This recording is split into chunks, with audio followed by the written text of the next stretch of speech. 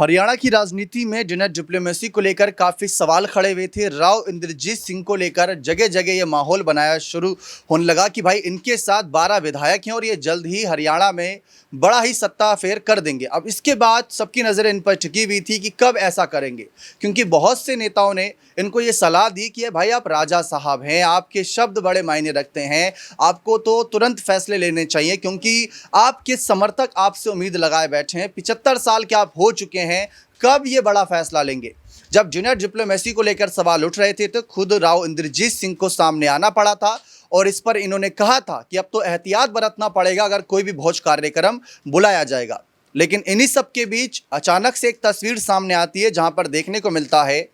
कि हरियाणा के मुख्यमंत्री नायब सिंह सैनी अपनी पत्नी के साथ और एक मंत्री वो भी अपनी पत्नी के साथ आरती राव के आवास पर जाते हैं भोज कार्यक्रम में शामिल होने के लिए। राव इंद्रजीत सिंह तमाम बड़े सभी सियासी नेता वहां मौजूद होते हैं, मुलाकात होती है, बातचीत होती है। फिर ऐसा लगता है कि जिस तरीके से इस गर्मी के मौसम में हल्की फुल्की बरसात से थोड़ा मौसम शांत हो रहा है, ठंडा हो रहा है, ठीक उसी तरीके से हरियाणा की राजनीति भी अब जिस तरीके से राव इंद्रजीत सिंह के डिनर पार्टी के बाद गरमाई थी, ठंडी पड़ती नजर आ रही है। यानी राव इंद्रजीत सिंह ऐसा कोई कदम नहीं उठाएंगे। इसी मुद्दे पर हमने जब अपने खास सहयोगी दिनेश सर से बातचीत करी कि क्या लग रहा है कि आरती राव को लेकर कांग्रेस की स्थिति क्या है, राव इंद्रजीत सिंह को लेकर क्या माहौल है, तो देखिए उनका क्या जवाब आता है। राव इंद्रजीत सिंह ने जो पार्टी बुलाई थी अपने जो विधायकों के साथ, जो अपने क्षेत्र के विधायक हैं उनके साथ, और आरती राव के आवास पर जो पार्टी बुलाई गई थी, उसके बाद मुख्यमंत्री नायब सिंह सैनी काफ़ी सक्रिय नजर आ रहे हैं। अपनी पत्नी के साथ अपनी कैबिनेट की टीम की मेंबर यानी कि आरती राव से मुलाकात करते हैं, उनके आवास पर पहुंचते हैं और फिर दोनों के बीच जो है एक तरीके से सौहार्दपूर्ण माहौल देखा जाता है। तो कहीं ना कहीं इस बात के संकेत देने का प्रयास खुद मुख्यमंत्री नायब सिंह सैनी ने हरियाणा में किया है कि हमारी टीम हरियाणा जो है वो एकजुट है। राव इंद्रजीत सिंह ने अपने क्षेत्र के विधायकों की जो पार्टी बुलाई वो सिर्फ एक गेट टुगेदर पार्टी थी, उसका कोई राजनीतिक जो है उसके पीछे कोई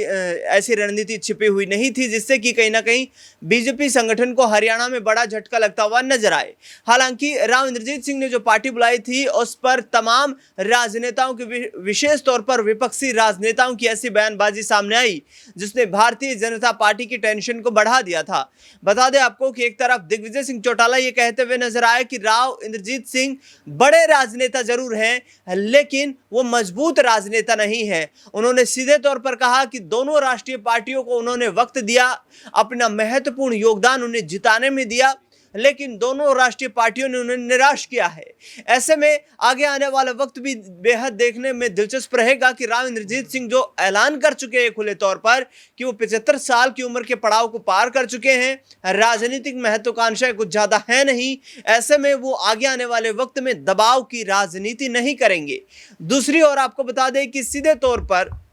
जो बयानबाजी भूपेंद्र सिंह हुड्डा के द्वारा की गई, जो दीपेंद्र सिंह हुड्डा के द्वारा की गई, वो सीधे तौर पर कहा जा रहा है कि दक्षिणी हरियाणा के लोग लगातार मांग तो कर रहे हैं बीजेपी से, लेकिन बीजेपी उनकी किसी भी मांग को सुन नहीं रही है। क्योंकि विशेष तौर पर यदि राव इंद्रजीत सिंह को छोड़ दिया जाए तो केंद्र में जो मंत्री भूपेंद्र यादव हैं वो भी दक्षिणी हरियाणा से ही संबंध रखते हैं, राव नरबीर सिंह जो हैं वो भी दक्षिणी हरियाणा से ही संबंध रखते हैं, और ये तमाम ऐसे बड़े राजनेता हैं जो अपने बलबूते पर राजनीतिक समीकरण बना सकते हैं। ऐसे में राव इंद्रजीत सिंह को लेकर अब सियासी गलियारों में लगातार चर्चाएं हैं कि राव इंद्रजीत सिंह को नई पार्टी का गठन कर लेना चाहिए और उस नई पार्टी के गठन के आधार के ऊपर ही हरियाणा में राजनीतिक समीकरण बदलना चाहिए। दरअसल 6 जून 2024 को जिस तरीके से राव इंद्रजीत सिंह ने एक बयान दिया था कि अब केंद्र में नई बीजेपी की नेतृत्व वाली सरकार बन चुकी है और ये बीजेपी की नेतृत्व वाली जो सरकार बनी है ये केंद्र में काफी मजबूत है,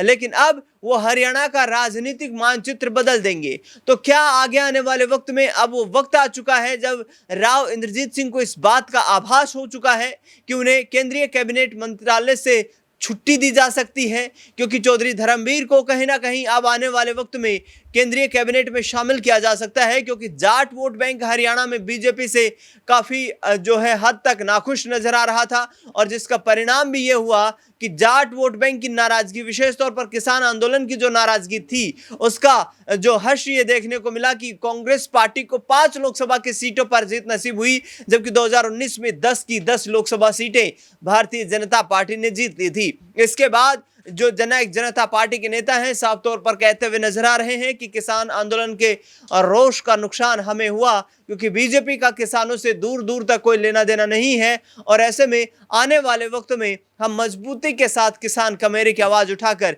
बीजेपी को सत्ता से बेदखल करेंगे। इस आने वाले वक्त में क्या राव इंद्रजीत सिंह की सियासी भूमिका महत्वपूर्ण होगी? बीजेपी संगठन से क्या वो बगावत करते हुए नजर आएंगे? ये देखना बेहद दिलचस्प रहेगा। देखा आप सभी ने किस तरीके से सारे मुद्दों को बहुत ही स्पष्टीकरण तरीके से यहाँ पर आप सबके सामने प्रस्तुत किया, लेकिन अब सवाल यही है कि क्या यहाँ पर राव इंद्रजीत सिंह को मना लिया गया है? हाल ही में मोहन भागवत जी का वो बयान आपको याद होगा कि 75 साल को लेकर जिस तरीके से उन्होंने संकेत दिए कि अगर आप 75 साल के हो गए हैं तो अब आराम करिए,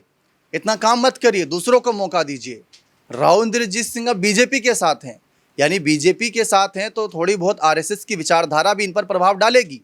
वैसे तो समय समय पर इन्होंने ये संकेत दिया है कि मैं इस विचारधारा के साथ नहीं हूँ, क्योंकि जहाँ बीजेपी ये कहती है कि एक परिवार से एक पद दे दिया जाए तो बेहतर है, लेकिन आज हम देखें राव इंद्रजीत सिंह भी मंत्री हैं, आरती राव भी मंत्री है, और मुझे लगता है कि अगर परिवार से कोई और चेहरा भी आगे आएगा तो उसे भी बड़े पद दिए जाएंगे, क्योंकि राव इंद्रजीत सिंह की ताकत ही इतनी बड़ी है। लेकिन ताकत सिर्फ मंत्री पदों तक ही सीमित रह गई ऐसा लग रहा है, मुख्यमंत्री या उप मुख्यमंत्री पद के इर्द गिर्द नजर नहीं आ रहे, कोसों दूर कर दिए गए हैं। नायब सिंह सैनी ने इनके घर जाकर इनसे मुलाकात करके ये तो संदेश दे दिया कि राव इंद्रजीत सिंह ताकतवर नेता हैं और हम गए हैं, तो कहीं ना कहीं जो ये कार्यक्रम था इससे सारे बातचीत करके मसले सुलझा लिए गए और नायब सिंह सैनी ने अपनी कुर्सी बचा ली। क्योंकि देखिए, जिन हालातों में हरियाणा में बीजेपी ने सरकार बनाई, उसी वक्त ये माना जा रहा था कि अगर यही आंकड़े कांग्रेस को मिले होते तो शायद अब तक तो पाला बदल का खेल भी हो गया होता। क्योंकि याद करिए, मध्य प्रदेश में जब 116 बहुमत का आंकड़ा पार करना था तो जैसे तैसे 114 पर कांग्रेस आ गई थी,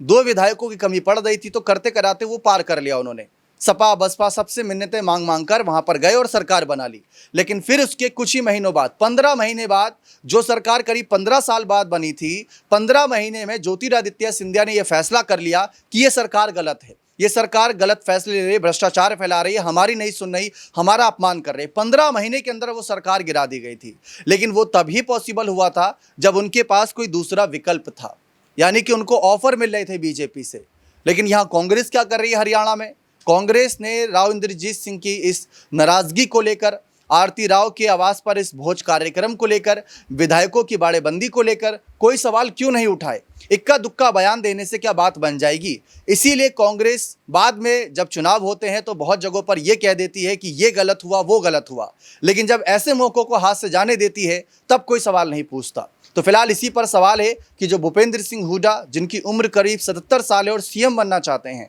इतना अच्छा अपॉर्चुनिटी इनके हाथ में था, राव इंद्रजीत सिंह की नाराजगी दूर करके उनको ला सकते थे। जैसे सिंधिया को बीजेपी अपने साथ ले गई, जैसे हार्दिक पटेल को अपने साथ ले गई थी बीजेपी, ठीक उसी तरीके से यहाँ पर राव साहब को भी लाया जा सकता था और इनमें कोई इनकी बगावत नहीं मानी जाती, ये तो घर वापसी कही जाती, क्योंकि शुरुआत कांग्रेस से तो रही थी। तो ऐसे में ये माना जा रहा था कि अगर ऐसा कुछ होता तो इतनी नाराजगी नजर नहीं आती। फिलहाल देखते हैं आगे क्या माहौल बनता है। बने रहें चैनल के साथ। बहुत बहुत शुक्रिया।